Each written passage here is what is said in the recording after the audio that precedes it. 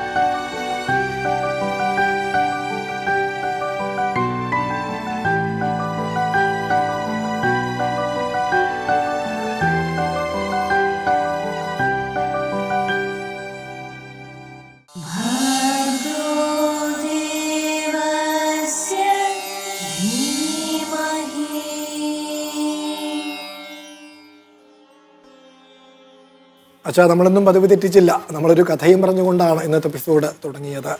യൂദാസിനെ പരാമർശിക്കുന്ന ഒരു കഥയാണ്. മൈക്കൽ ആഞ്ചലോ എന്നു പേരായ ഒരു ഇറ്റാലിയൻ പെയിൻറ്റർ ഉണ്ടായിരുന്നല്ലോ, അദ്ദേഹമായിരുന്നു ആ ചിത്രകാരൻ എന്നുകൂടി ചരിത്രം രേഖപ്പെടുത്തുന്നുണ്ട്. ആ തടവുകാരൻ പറയും അദ്ദേഹത്തോട്, ഞാൻ ഇന്നലെ യേശുക്രിസ്തുവായിരുന്നു, ഇന്ന് യൂദാസായി മാറിയെന്ന്. നമ്മൾ ഉൾപ്പെടുന്ന സമൂഹമാണ് ഇത്തരം സംഭവങ്ങൾക്ക് ഉത്തരവാദികൾ. നമ്മളും കൂടി ഉത്തരവാദികളാണ് എന്ന് നമുക്ക് ഓർക്കാം. ഇവിടെ നമ്മൾ യൂദാസിൻ്റെ വഞ്ചനയെ കുറിച്ച് പ്രതിപാദിക്കുന്ന ഒരു സർഗമാണല്ലോ നമ്മൾ ഇന്ന് ചർച്ചയ്ക്ക് വിധേയമാക്കാൻ പോകുന്നത്. അന്തിമ ഭോജനം യൂദാസസ്യ വഞ്ചനാച്ച എന്നാണ് ദേവസ്യ സാറ് ഈ സർഗത്തിന് നൽകിയിരിക്കുന്ന പേര്. അച്ഛാ, ഇവിടെ ഈ ലോകാവസാനത്തെ പരാമർശിക്കുന്ന തൻ്റെ വചനാമൃതം അവസാനിപ്പിച്ചതിന് ശേഷം ഈശോ ശിഷ്യന്മാരരികിൽ വിളിച്ചു വരുത്തിയിട്ട് പറഞ്ഞു എന്ന് പറയുന്നൊരു ശ്ലോകത്തോടു കൂടിയാണ് ഈ സർഗം ആരംഭിക്കുന്നത്. നമുക്ക് അദ്ദേഹം ഇവിടെ പെസഹ പെരുന്നാളിനെ കുറിച്ച് സംസാരിക്കുന്നുണ്ട്. ബൈബിളിലും അങ്ങനെയൊക്കെ തന്നെയാണല്ലോ അല്ലേ. അന്തിമ ഭോജനം യൂദാസസ്യ വഞ്ചനാച്ച എന്നാണ് ദേവസ്യ സാറ് ഈ സർഗത്തിന് നൽകിയിരിക്കുന്ന പേര്. നമുക്ക് പ്രസക്തമായ പദ്യത്തിലേക്ക് കടക്കാം. തത്കാലേ കായിഫാസാഖ്യ എന്നാരംഭിക്കുന്ന ശ്ലോകം കാവ്യ നമുക്കായിട്ട് ആലപിച്ചു തരും. തത്കാലേ കായിഫാസാഖ്യഃ പുരോഹിതഗണാധിപഃ ശാസ്ത്രിണോ യാജകാദീംശ്ച സ്വസത്മനി സമാഹ്വയത്. അച്ഛാ, നോക്കൂ, ഇവിടെ തത്കാലേ അക്കാലത്ത് കായിഫാസ് എന്നു പേരായ പുരോഹിത അധ്യക്ഷൻ എന്നാണ്, മഹാപുരോഹിതൻ എന്നാണ്, പുരോഹിത അധ്യക്ഷൻ എന്നാണ് ദേവസ്യ സാറ് ഉപയോഗിച്ച വാക്ക്. അദ്ദേഹം തൻ്റെ ഭവനത്തിലേക്ക് വിളിച്ചു വരുത്തി. സ്വസത്മനി സമാഹുവയത്, ആരെയൊക്കെയാണ് വിളിച്ചു വരുത്തിയത്? ശാസ്ത്രിണഃ യാചകാദീഞ്ച, ശാസ്ത്ര അധ്യാപകരെയും യജ്ഞപുരോഹിതന്മാരെയും വിളിച്ചു വരുത്തി. അങ്ങനെ തന്നെയാണ് ബൈബിളിലും അല്ലേ. തുടർന്ന് ഈശോയെ രഹസ്യമായി പിടിച്ച് കൊല്ലുവാനുള്ള ഉപായത്തെക്കുറിച്ചാണ് അദ്ദേഹം ചിന്തിക്കുന്നത്. അതിനു വേണ്ടിയിട്ടാണ് അദ്ദേഹം അവരെ വിളിച്ചു വരുത്തിയത്. അടുത്ത ശ്ലോകത്തിലേക്ക് കടക്കുന്നു. ഛലേന നിഭൃതം ധൃത്വ എന്നാരംഭിക്കുന്ന അടുത്ത ശ്ലോകത്തിലേക്ക്. ഛലേന നിഭൃതം ധൃത്വാ ഗുരും ഹന്തുമധാർമികഃ ഉപായാംശ്ചിന്തയാമാസ സഹിതസ്വാനുഗാമിഭിഃ. അച്ഛാ, നോക്കൂ, ഉപായാൻ ചിന്തയാമാസ, ഉപായങ്ങളെക്കുറിച്ച് അദ്ദേഹം ചിന്തിച്ചു. ആ അധാർമിക എന്നാണ് കായിഫാസിനെ കുറിക്കാനായിട്ട് ദേവസ്യ സാറ് കണ്ടെത്തിയ വാക്ക്. ആ അധാർമികൻ അതൊരു കൃത്യമായ വാക്കാണ് അല്ലേ. മാത്രമല്ല നമ്മളെ ഞെട്ടിപ്പിക്കുന്നൊരു വാക്കും കൂടെയാണ് പുരോഹിതൻ എന്ന് പറയുന്നത്. പുരോഹിതന്മാരുടെ അധിപനാണ്. അതെ, ഇപ്പോൾ തൊട്ടുമുൻ ശ്ലോകത്തിലെ മഹാപുരോഹിതൻ എന്നർത്ഥം വരുന്ന പുരോഹിത അധ്യക്ഷൻ എന്ന് പറഞ്ഞേച്ച് ദേവസ്യ സാർ തൊട്ടടുത്ത ശ്ലോകത്തിൽ ആ അധാർമികൻ എന്നാണ്. ആ അധാർമികൻ ഒരു വിരോധാഭാസമാണ്. അപ്പോൾ ആ അധാർമികൻ കായിഫാസ് അയാൾ ഉപായാൻ ചിന്തയാമാസ, ഉപായങ്ങളെക്കുറിച്ച് അദ്ദേഹം ചിന്തിച്ചു എന്ന്. എന്തിനു വേണ്ടിയുള്ള ഉപായങ്ങളെക്കുറിച്ചാണ് ചിന്തിച്ചത്? ഗുരുവിനെ ചതയിൽ രഹസ്യമായി പിടിച്ചു കൊല്ലുവാനുള്ള ഉപായങ്ങളെക്കുറിച്ചാണ്. ഗുരും ഛലേന നിഭൃതം ധൃത്വ ഹത്വ എന്ന്. ഹത്വ കൊല്ലുകയാണ് ഉദ്ദേശം. അതിനാദ്യം പിടികൂടണമല്ലോ. എങ്ങനെ പിടികൂടണം? ഛലേന, ഛലം ചതിയാണ്, വഞ്ചനയിലൂടെ പിടികൂടി. നിഭൃത്തം, അത് പരസ്യമായി ചെയ്യാനും സാധിക്കില്ല, രഹസ്യമായി. അതുകൊണ്ടാണ് രാത്രിയിൽ ചെയ്യുന്നത്. അപ്പോൾ ഛലേന, ചതിയിലൂടെ, നിഭൃത്തം, രഹസ്യമായി, ഒളിവിൽ, ധൃത്വ, പിടിച്ച്, ഹന്തും, കൊല്ലുവാനുള്ള ഉപായങ്ങളെക്കുറിച്ച് ചിന്തിച്ചു. സ്വാനുഗാമിഭിഹി സഹിത, തൻ്റെ അനുഗാമികളോടൊത്ത് എന്ന്. അപ്പോൾ അച്ഛാ, ഇവിടെ പറഞ്ഞല്ലോ ഈ ചതിയിലൂടെ രഹസ്യമായിട്ട് വേണം ഈശോയെ കുടുക്കുവാനും കൊല്ലുവാനുമെന്ന്. അതിനുള്ളൊരു കാരണം കൂടി വ്യക്തമാക്കുകയാണ് കവി. യദ്യുത്സവദിനെ യേശുഹു എന്നാരംഭിക്കുന്ന അടുത്ത ശ്ലോകത്തിലേക്ക്. മാത്രമല്ല, ഇന്നിപ്പോൾ ശിക്ഷാർഹമായൊരു കാര്യമല്ലേ, വധത്തിനായിട്ടുള്ള ഗൂഢാലോചന എന്ന് പറയുന്നത് തന്നെ ശിക്ഷാർഹമായിട്ടുള്ള ഒരു കാര്യമാണ്, പണിഷബിൾ ആയിട്ടുള്ള ഒരു കാര്യമാണ്. യദ്യുത്സവദിനെ യേശുർ ഗൃഹ്യതേ ലോകസമ്മുഖം ഭവേത്തർഹി ജനക്ഷോഭഃ തസ്മാത് കാര്യം പ്രതാരണം. അപ്പോൾ അച്ഛാ ഇവിടെ ചലേന നിഭൃതം എന്നീ 2 വാക്കുകൾ പ്രയോഗിച്ചുവല്ലോ. അതിൻ്റെ ഒരു സാധുതയെക്കുറിച്ചാണ് ഇവിടെ തൊട്ടടുത്ത ശ്ലോകത്തിൽ കവി വ്യക്തമാക്കുന്നത്. എന്തുകൊണ്ട് ചതിയിലൂടെ, എന്തുകൊണ്ട് രഹസ്യമായി എന്ന് വ്യക്തമാക്കുന്നു. ഉത്സവത്തിനെ, ഈ പെരുന്നാൾ ദിവസം ലോകസമ്മുഖം, ലോകർക്ക് മുന്നിൽ വെച്ച് ഈശോയെ പിടികൂടുകയാണെങ്കിൽ യേശും ഗൃഹ്യതേയതി, എന്താണ് സംഭവിക്കുക? ജനക്ഷോഭ ഭവേത്, ജനം ഇളകിയേക്കാം, ജനം ഇളകാൻ ഇടയുണ്ട്. അതുകൊണ്ട് എന്താണ് വേണ്ടത്? ചതിയാണ് വേണ്ടത്. തസ്മാത് പ്രതാരണം കാര്യം. ചതി എന്ന വാക്കിന് പ്രതാരണം എന്നൊരു നല്ല വാക്കാണ് ദേവസ്യ സാറ് പ്രയോഗിക്കുന്നത്. വഞ്ചന എന്ന ഒരു സാമാന്യമായ വാക്ക് വേറെയുണ്ട്. പ്രതാരണം കുറെ കൂടി ഒരു നല്ല വാക്കാണ്. തസ്മാത് കാര്യം പ്രതാരണം. അതുകൊണ്ട് പ്രതാരണമാണ്, വഞ്ചനയാണ്, ചതിയാണ് കാര്യം, കർത്തവ്യം ചെയ്യേണ്ടത് എന്ന് അയാൾ തിരിച്ചറിയുകയാണ്. തുടർന്ന് ഇവിടെയാണ് നമ്മൾ ഇൻട്രോയിൽ പറഞ്ഞ യൂദാസിൻ്റെ വരവ്. അവിടെ അവർക്കൊരു ശിഷ്യനെ കിട്ടുകയാണ്. ആ 12 ശിഷ്യന്മാരിൽ തന്നെ, പ്രമുഖരായ 12 ശിഷ്യന്മാരിൽ തന്നെ ഒരു ഒറ്റുകാരനെ അവർക്ക് കിട്ടുന്നു. അതിനെക്കുറിച്ച് പറയുന്ന 1-ാമത്തെ ശ്ലോകമാണ് അഭിജ്ഞാനം ഗുരോർ ലബ്ധും. അഭിജ്ഞാനം ഗുരോർ ലബ്ധും നിശായാമധികാരിണഃ മൂർത്തിമന്ദം ഗുരുദ്രോഹം ഇവ ശിഷ്യമവാപ്നുവൻ. അച്ഛാ നോക്കൂ, ഇവിടെ അവാപ്നുവൻ എന്നാണ് ക്രിയാപദം. ലഭിച്ചു, കിട്ടി എന്ന്. ശിഷ്യനെയാണ് കിട്ടിയത്. എന്തിനു വേണ്ടി? നിശായാം, രാത്രിയിൽ ഗുരോഹോ അഭിജ്ഞാനം ലബ്ധും, ഗുരുവിനെ തിരിച്ചറിയാനുള്ള ഒരടയാളം ലഭിക്കുവാൻ വേണ്ടി അധികാരികൾക്ക് കിട്ടി എന്ന് പറയുന്നു. ദേവസ്യ സാറ് അത് വിശദീകരിക്കുകയാണ്, വർണ്ണിക്കുകയാണ്. ആരെപ്പോലെ എന്ന്? മൂർത്തിമന്തം ഗുരുദ്രോഹം ഇവ. ഗുരുദ്രോഹം എന്ന ആശയമുണ്ടല്ലോ, അത് ഉടലെടുത്തു വന്നുവോ എന്ന് തോന്നുമാറുള്ള ഒരു ശിഷ്യനെ കിട്ടിയെന്ന്. ഗുരുദ്രോഹം ഉടലെടുത്തു വന്നുവോ എന്ന് തോന്നുമാറുള്ള ഒരു ശിഷ്യനെ കിട്ടിയെന്ന് വളരെ മനോഹരമായിട്ടാണ് ഇവിടെ യൂദാസിനെ കവി വർണ്ണിക്കുന്നത് ഈ 2 വാക്കുകളിലൂടെ. അടുത്ത ശ്ലോകത്തിലേക്ക് കടക്കുകയാണ്. യൂദാസ് അവരുമായി ഒരു ഉടമ്പടിയിൽ ഏർപ്പെടുന്നു. അത് പറയുന്ന അടുത്ത ശ്ലോകത്തിലേക്ക്. സോയം 12 ശിഷ്യാണാം ഏകോ യൂദാസ നാമകഃ പുരോഹിതാന്തികം ഗത്വാ സമയം കൃതവാംശ്ച തൈഃ. പച്ചാ നോക്കൂ, സമയം കൃതവാൻ എന്ന സമയം എന്ന വാക്കിന് സംസ്കൃതത്തിൽ കാലം എന്നർത്ഥത്തിന് പുറമെ ഉടമ്പടി, കരാർ എന്നും അർത്ഥമുണ്ട്. ആ അർത്ഥമാണ് ഇവിടെ യോജിക്കുക. സഹ, അയാൾ യൂദാസ്, പുരോഹിതാന്തികം ഗത്വാ തൈഹി സമയം കൃതവാൻ എന്ന്, പുരോഹിതന്മാരുടെ അടുക്കൽ ചെന്ന് അവരുമായി ഒരു കരാറിൽ ഏർപ്പെട്ടു. ആ യൂദാസിനെ കുറിച്ച് പറയുന്ന മറ്റൊരു വിശേഷണമാണ് 12 ശിഷ്യാണാം ഏകഃ, 12 ശിഷ്യന്മാരിൽ ഒരുവനും. യൂദാസ നാമകഃ സഹ, യൂദാസ് എന്നു പേരോട് കൂടിയവനുമായ അയാൾ. അവിടെ ഈ 12 ശിഷ്യന്മാർ എന്ന് പറയുമ്പോൾ അതിന് വല്ല പ്രത്യേകതയുമോ? 12 പേരെന്ന് പറയുന്നത് ഇസ്രായേലിൻ്റെ 12 ഗണത്തിൻ്റെ ഒരു പ്രതീകമായിട്ടും കൂടെയാണ് 12 പേര്. അയാൾ അവിടെ ചെന്ന് അവരുമായിട്ടൊരു കരാറിൽ ഏർപ്പെട്ടു എന്ന് പറയുന്ന ശ്ലോകമാണ് കണ്ടത്. തുടർന്ന് തൊട്ടടുത്ത ശ്ലോകത്തിൽ വെച്ച ശിഷ്യന്മാർ ഈശോയോട് ചോദിക്കും, നിസ്താര ഭോജനം എന്നാണ് വാക്ക് ഉപയോഗിക്കുന്നത് ദേവസ്യ സാറ്. പെസഹാഭക്ഷണം, അതിനുള്ള വാക്ക് നിസ്താര ഭോജനം എന്നാണ്. ആ നിസ്താര ഭോജനം എവിടെയാണ് നടത്തേണ്ടത് എന്ന് ശിഷ്യന്മാർ ഈശോയോട് ചോദിക്കുന്ന ഒരു ഭാഗമുണ്ട്. ആ ശ്ലോകത്തിലേക്ക് കടക്കുകയാണ്. അനന്തരമുപസ്ഥായ ഗുരും ശിഷ്യാസ്തമബ്രുവൻ കുത്ര കർത്തവ്യമസ്മാഭിർഗുരോ നിസ്താര ഭോജനം.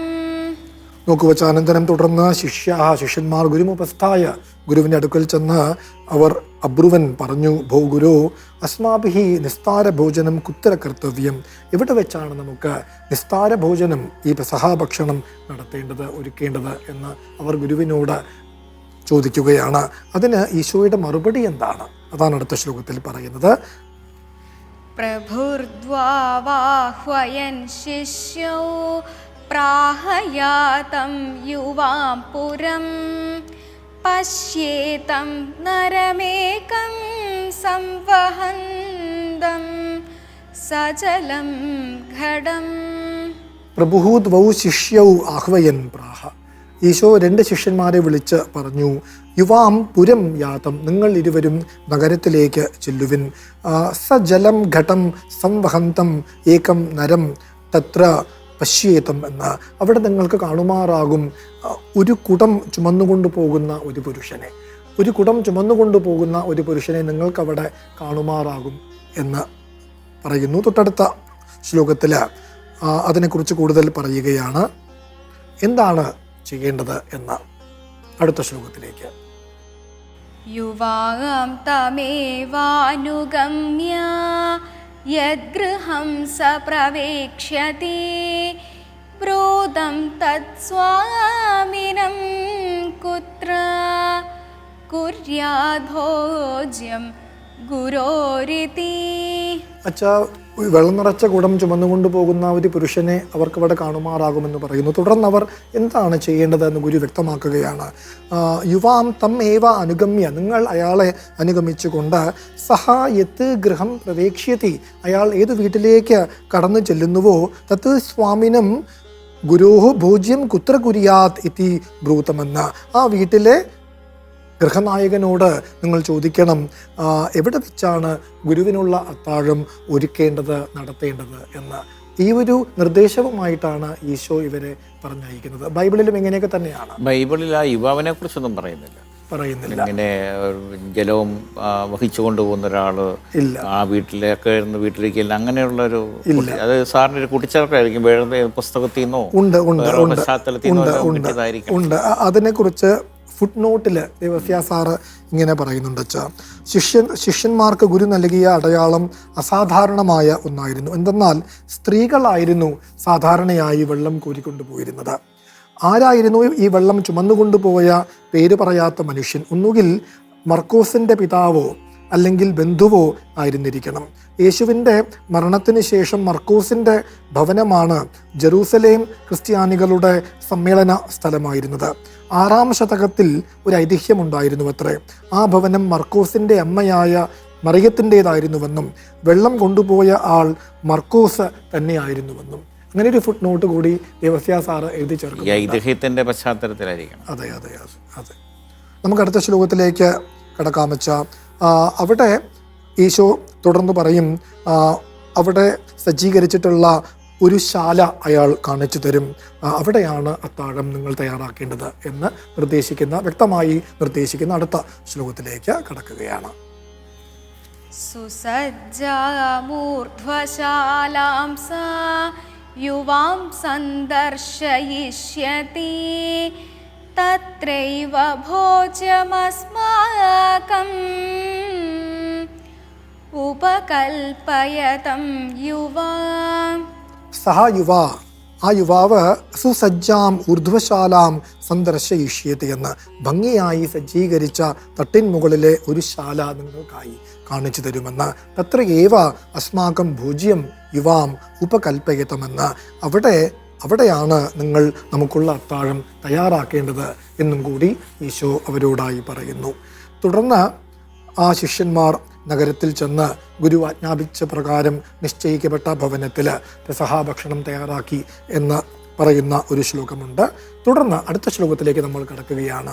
സന്ധ്യയായപ്പോൾ ഈ 12 ശിഷ്യന്മാരോടൊത്ത് ഗുരു അവിടെ എത്തിയെന്നും എല്ലാവരും ഭക്ഷണം കഴിക്കാനായി ഇരുന്നുവെന്നും പറയുന്ന ഒരു സാമാന്യമായ ശ്ലോകമാണെങ്കിൽ പോലും ഒരു സംഭവത്തിന് ആമുഖമായ ഒരു ശ്ലോകത്തിലേക്കാണ് നമ്മൾ കിടക്കുന്നത്.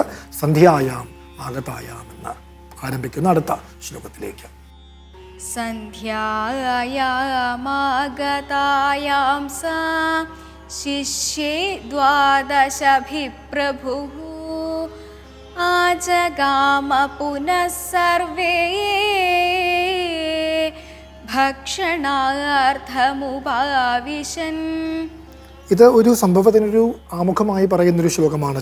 സന്ധ്യായാം അഗതായാം, സന്ധ്യ ആയപ്പോൾ സഹ പ്രഭു, ആ പ്രഭു ഈശോ 12 ശിഷ്യൈഹി സഹ ആജഗാമ, 12 ശിഷ്യരൊത്ത് അവിടെ എത്തി. പുനഃ തുടർന്ന് സർവേ ഭക്ഷണാർത്ഥം ഉപാവിശൻ, ഏവരും ഭക്ഷണം കഴിക്കാനായി ഇരിപ്പുറപ്പിച്ചുവെന്ന്.